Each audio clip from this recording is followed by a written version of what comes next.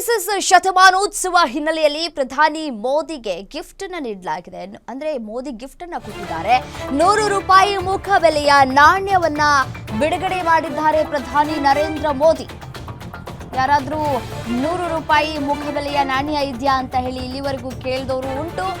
ಅದೆಲ್ಲಿಂದ ಬಿಡುಗಡೆ ಆಗತ್ತೆ, ನಮ್ಮ ಸರ್ಕಾರ ಯೋಚನೆ ಮಾಡಬೇಕು, ಕೇಂದ್ರ ಸರ್ಕಾರ ಅಂತ ಹೇಳಿ ಇಲ್ಲಿವರೆಗೂ ಜನ ಹೇಳ್ತಾ ಇದ್ರು. ಬಟ್ ಆದ್ರೆ ಇದೀಗ 100 ರೂಪಾಯಿ ನಾಣ್ಯವನ್ನ ನೋಡುವಂತಹ ಭಾಗ್ಯ ಸಿಗ್ತಾ ಇದೆ.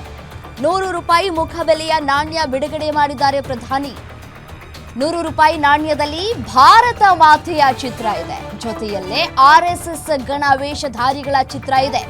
ರಾಷ್ಟ್ರೀಯ ಸ್ವಯಂ ಸೇವಕ ಸಂಘದ ಶತಮಾನೋತ್ಸವ ಅಂತ ನಮೂದು ಮಾಡಲಾಗಿದೆ.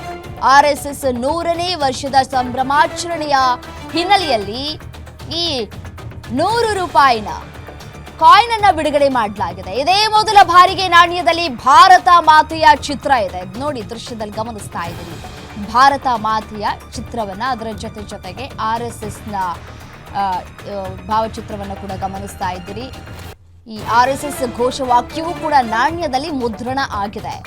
ರಾಷ್ಟ್ರೀಯ ಸ್ವಾಹ ಇದಂ ರಾಷ್ಟ್ರೀಯ ಇದಂ ನ ಮಮ, ಎಲ್ಲವೂ ದೇಶಕ್ಕೆ ಅರ್ಪಿತ, ಎಲ್ಲವೂ ದೇಶದ್ದು, ನಮ್ಮದೇನಿಲ್ಲ ಎನ್ನುವಂತಹ ಅರ್ಥವನ್ನ, ಸಂದೇಶವನ್ನ ರವಾನೆ ಮಾಡ್ತಾ ಇದೆ. 100 ರೂಪಾಯಿ ಕಾಯಿನ್ ಅನ್ನ ನೋಡ್ತಾ ಇದ್ದೀರಿ.